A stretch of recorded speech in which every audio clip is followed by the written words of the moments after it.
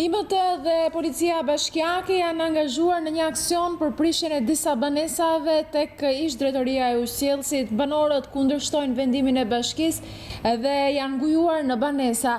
Gjithsesi, unë do të lidhem në këto momente me gazetarin tonë Erion Skëndaj për të mësuar se çfarë po ndodh në këto momente. Erion, përshëndetje. Përshëndetje Senata, në fakt ne jemi ngjitur në katin e 4 të një pallati që ndodhet përballë objekteve që do të prishen, sepse nga policia nuk na lejohet që t'i ofrohemi objekteve.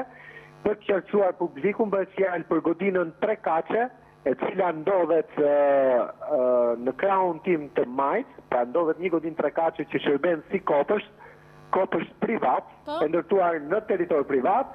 Dhe objekti tjetër, 2 katësh plus pavafingu që ka shërbyer para viteve 19 si kopësht, por në 94-ën aty kanë hyrë pronarët e tokës, të cilët janë strehuar aty me idenë se do të mund ta parablenin objektin, duke qenë se janë pronar toke dhe kanë tentuar ta bëjnë këtë të paktën pas 20 vite, siç është dhe legjislacioni, thanë ata.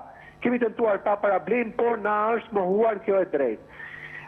Si pas pronarve, aty bëhet fjalë për 10 familje, pra aktualisht bashkia po nxjerr nga objekti ish kopësht 51 mos gabohen, po nxjerr rreth 10 familje që jetojnë që për vitit 94, pra kur ky kopësht sipas tyre pushoi së funksionuari.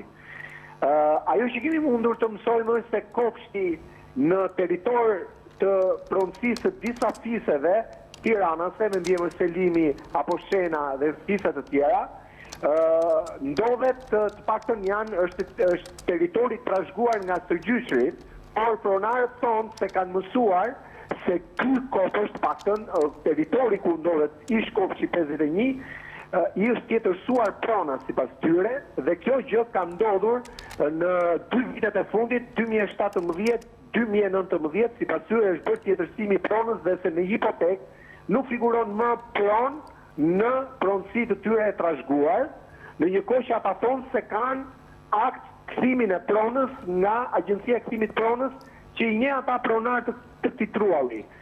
Kanë shkuar banorët në gjykat për të kundërshtuar veprimet e Bashkisë Tiranë, por gjyqi nuk është realizuar sipas banorëve që ne kemi intervistuar, dhe ata e kanë patur të pamundur nga gjyqësori që të kundërshtojnë veprimet për veprimet e bashkisë, që kjo e fundit shprehu se do të rikthej kopshtin 51, pra do ta rindërtoj kopshtin 51.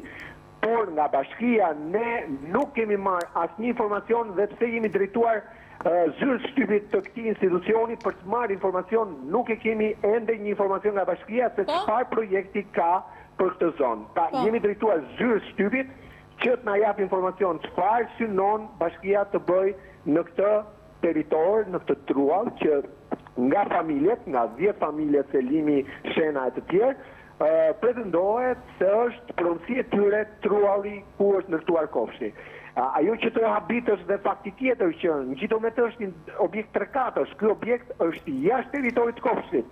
Pra ende edhe për këtë objekt nuk kemi informacion se përse do të prishet. Është një ndërtim i ndërtuar pas viteve 90, një ndërtesë 3 kaçe, e dhënë me qera nga pronari i cili nuk ndodhet për momentin në Shqipëri, ndodhet në Itali, por me sa mësuam edhe ky objekt do të prishet, dhe tani po realizohet pak për disa orësh spostimi i gjitha mallrave, gjithçka që kanë pasur brenda, gjithë rendive, gjithçka e brenda, dhe pritet të nisë shëmbja. Për të bërë të qartë, ne kemi intervistuar vetëm një prej pronarëve, pra ne kemi të pamundur të hyjmë brenda për të parë situatën. Por ata shprehen të indignuar nga sjellja e policisë bashkiake dhe e rendit. Madje një prej tyre, pra ai që kemi intervistuar, na ka dëshmuar duart me gishtat me gjak, bluzën e shqyer, dhe ka treguar se si ka parë që nënën e tij e kanë tërheqë zvarr punonësit e policisë bashkiake në tentativë për ta nxjerrë jashtë objektit.